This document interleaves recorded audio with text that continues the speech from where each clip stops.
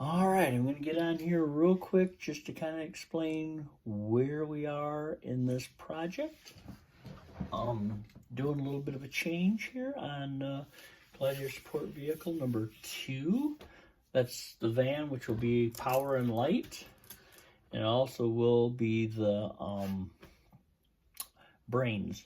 Basically, it'll be the autonomous power station. So I'm just making sure that screen, my computer screen, is in view very well. Last time I tried, it had a little light glare, so I had to turn some of the lights off. But anyways, I think we can see everything all right. But anyways, just letting you know. Actually, let me see. Maybe I can turn one of these other lights off here. So let's see if I don't know if that's better or worse for you. But anyways, actually, I think that's doing okay. Might be this one that's glaring a little bit. There we go. Turn that one away. Okay, anyways, just real quick, what I've decided to do is I'm still, as of the time of this taping, I am looking for a long extended van. Two choices I'm kind of narrowed down to is the Ford E350, E for Econoline, and that would be the extended van, or as showcased here, the Dodge 3500 Maxi van. Whichever van I get, obviously I want one without the windows, because you know you've got tools and supplies and electronics in there. It makes it a target for thieves. So obviously I want one with no windows in it. So that makes the search a little bit more difficult, because you can find passenger vans all day long for pretty low prices, but the cargo vans are a little more sought after.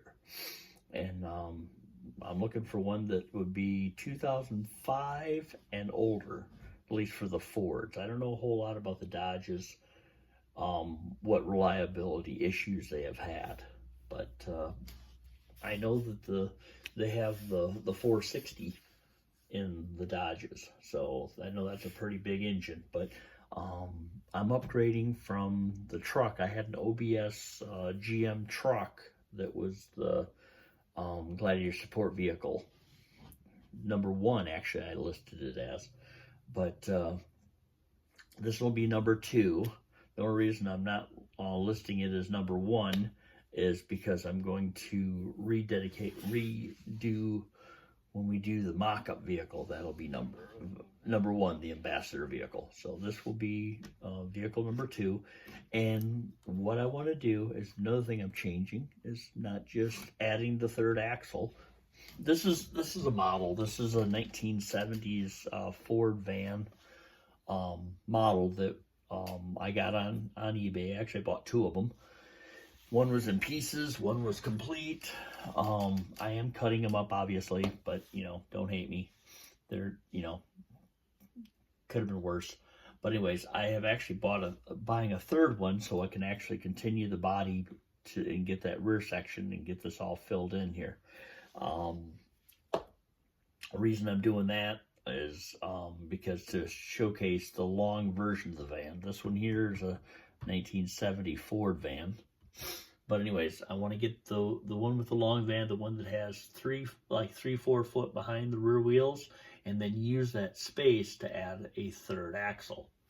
And then we'll do the Gladiator body enhancement, which basically what that is just widening out the fender flares, and I want to put trapezoid type wheel wells in there. But mine are a little different than, we'll say, the new kid on the block for retro futuristic vehicles right now. And you probably know what I'm talking about. But I'm not copying his. I actually had the design before he did for the wheel wells, but mine are a little different shape than his. So I'm not too worried about that. Anyways, like I said, that we're going to widen that out a little bit, and then it'll come back into the rear. I know this one isn't the scale. This is one of the 124 scale, bumpers, but you kind of see the shape of it. It's actually octagon all the way around. I haven't finished that yet, but basically what the wider fender flares come out, and then they come back into this shape. So there'll be two of these actually. One of them will be completely railed in like that with what do you call it? Grating that'll actually protect the taillights and everything. That'll be the bumper. But then right behind that, because this is an energy absorbing bumper, but behind this is another shape similar to this, but it'll have the center opened up for access. And then so basically this whole section will narrow down to the bumper, and then there'll be, what I want to do is as I discussed before, the rear doors, I'll cut the bottoms off and discard them, but I'll keep the top sections.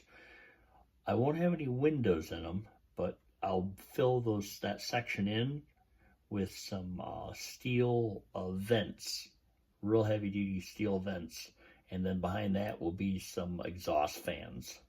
So how the whole system will work.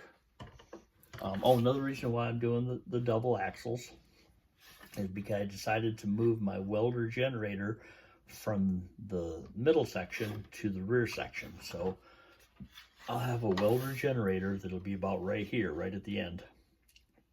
So hydraulic rams will lift the hatch. This will be a hatchback. It'll actually slope down from about right here down to the bumper.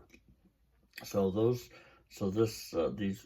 tops of the doors won't open like barn doors anymore.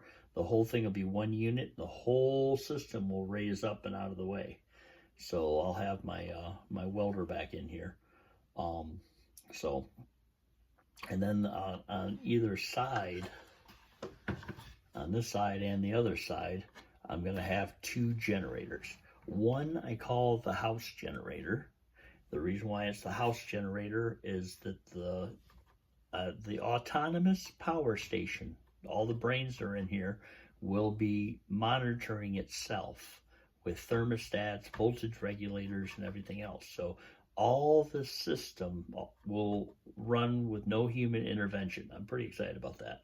No computers, though. It does not work with any computers. It's basically, it'll look for problems and basically just react is all it does. You know, there's no computer, there's no real thought to it. It's basically just all reaction. So basically, like, the thermostats will be registering the temperature, and if it gets outside the set range, obviously if it gets cold, it'll turn a heater on until it gets back into range. If it gets too hot, turn on an exhaust fan until the temperature goes down to where it's supposed to be. So like I said, it's just real simple. There's no brains to it really, but it's autonomous because it will actually be able to turn on the house generator by itself. I already tested it out, or not tested out, it actually was installed in the other truck and worked out pretty good until it didn't. But that was just other problems we're going on with that. But anyways, how it works is if the battery bank goes too low, the voltage sends a signal and it turns the generator on. And the generator is actually programmed to run for an hour, and then another signal will start counting, and then when it gets to an hour, it'll send another signal, shut the generator off. And then that usually is enough to fully charge the battery bank. And then also on top, I want to put 3 sets of solar panels, 2 each. So, because I got 3 different systems that'll be going on here. The one system, and I had this in the other vehicle too, but the systems were fighting each other. So I decided when I do it again in this vehicle, keep the 3 systems separate. One's a logic system, has its own power battery bank, and what that does is that runs the thermostats, the relays, the timers, and just anything that does any thinking or processing. So that's one system by itself. Then the other system is the power system, and the power system basically gives power to the fans or the heaters and stuff like that. So that's what that does. So you got those 2 systems. And the third, not really a system, but it's basically just the batteries that are in a group that will start the generators. And so basically there'll be 3 different solar panel groups, like I said, 2 in pairs, and they'll have their own solar charge controllers, and so each system will be able to get charged up with a solar panel, just like the brains have 3 different DC to DC chargers. So when I'm driving, if one needs to link on, it can do it, and if it doesn't, it won't turn itself on. In other words, there's a signal wire that will turn the DC to DC charger on when it's running, but I will run that through to a relay that will be controlled by the voltage level. So when I'm driving along, if the power bank needs power, it can jump on and it'll charge while I'm driving. But maybe the logic system doesn't need any power at that time, so it's not going to ask for any power. See, that's part of the autonomous thing, that it can actually kind of relay problems and solutions by itself, and I don't have to babysit it, which is really cool. I like that. So then, like I said, the other generator is one that I control. That one, all my power tools, the workbench, lighting, and everything will be controlled by that generator. Well, actually, lighting will actually be 12 volt, and that'll be just with one of the battery banks. Probably the power one will take care of the lighting. So when I open up a door, lights automatically come on.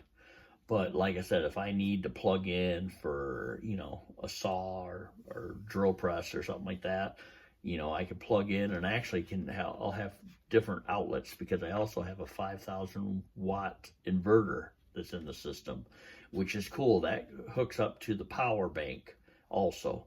So basically I can just plug in without turning anything on, and I can have 110, 150, I think it's 115 volts of electricity, like plugging into the house, and no generators come on or nothing. I just, plug in, and I can do some work quietly, which is, it's pretty nice.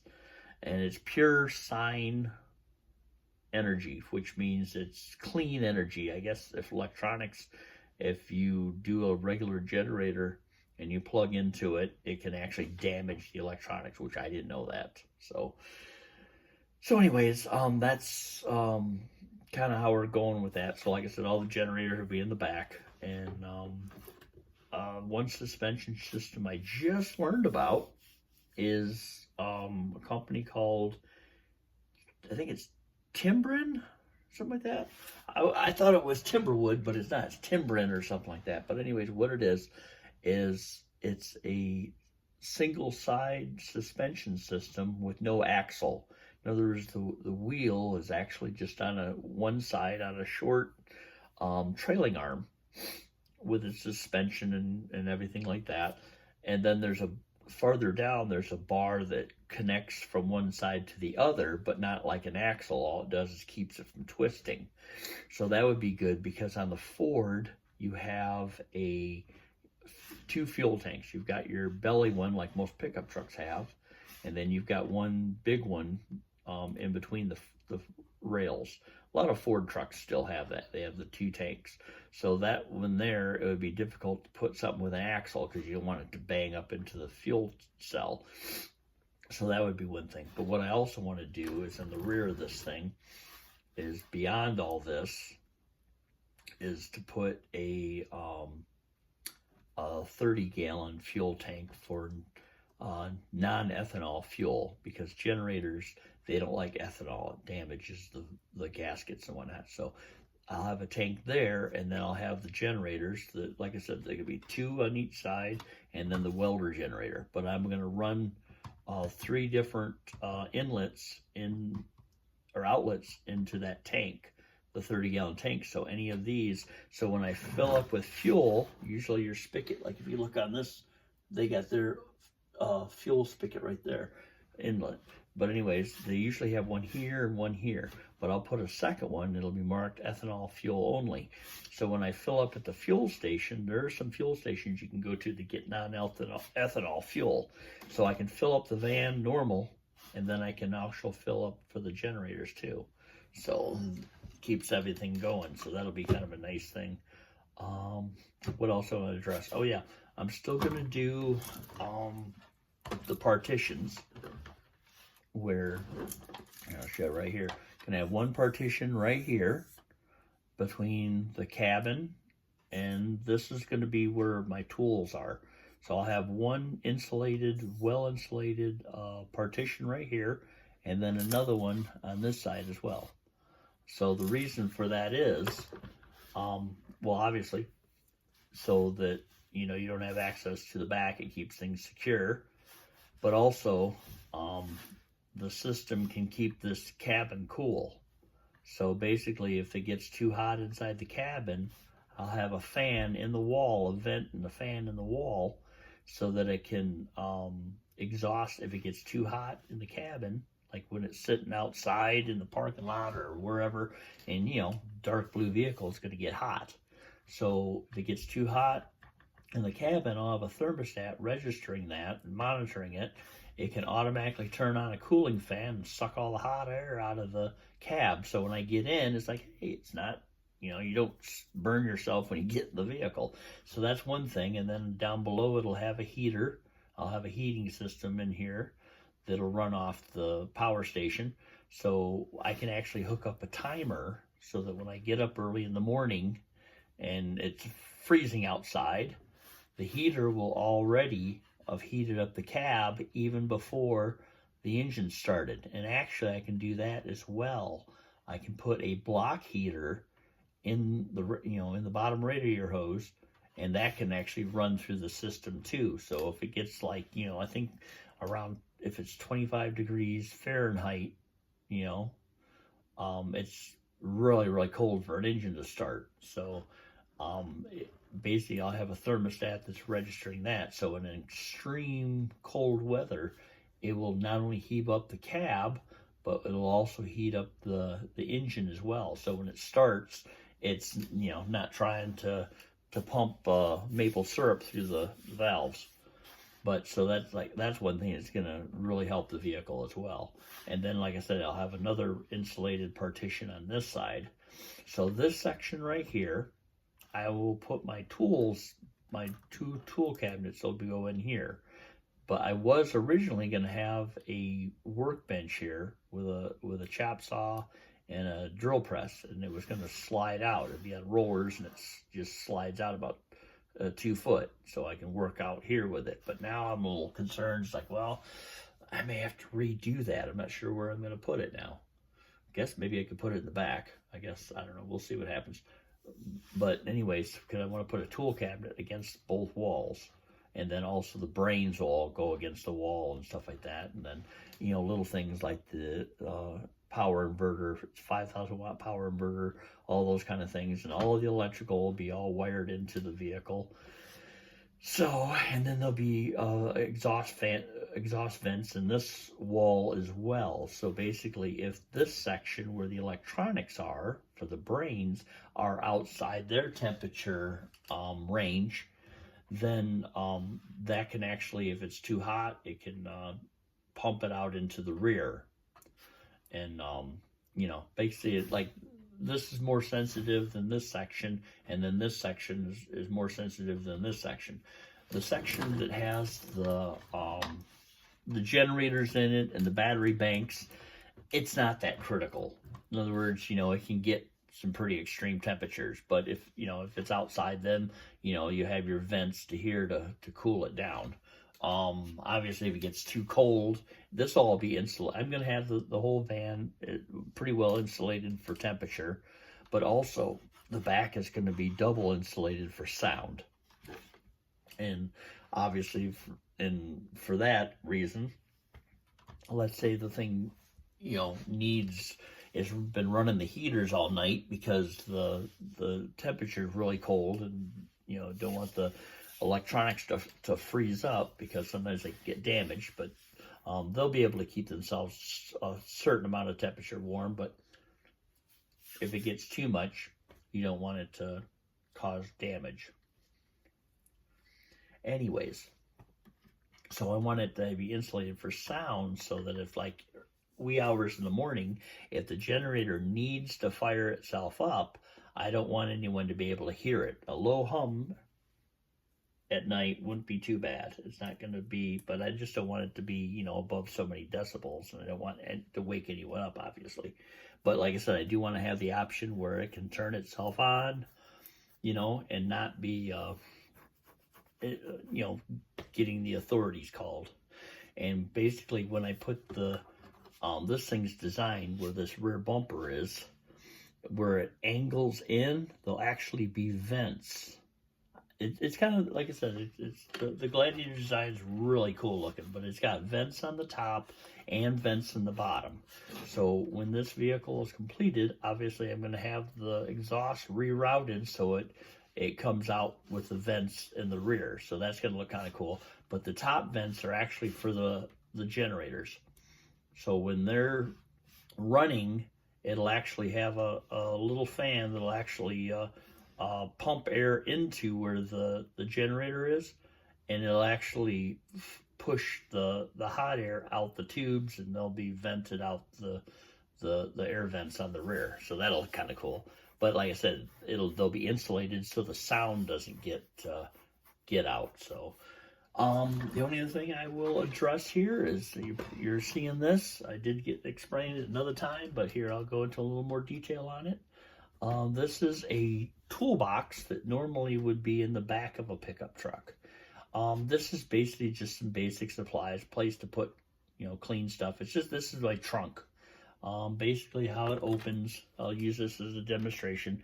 The lid is right here for the toolbox, and it opens like that, you know. So basically it's kind of nice at nighttime, you know, the headlights will be shining against the inside of it and reflects in, so you can kind of see what you're doing, but also it doesn't, you know, catch wind if it's not closed all the way and flip open. So all right, well, that's all I'm going to do for now. Like and subscribe.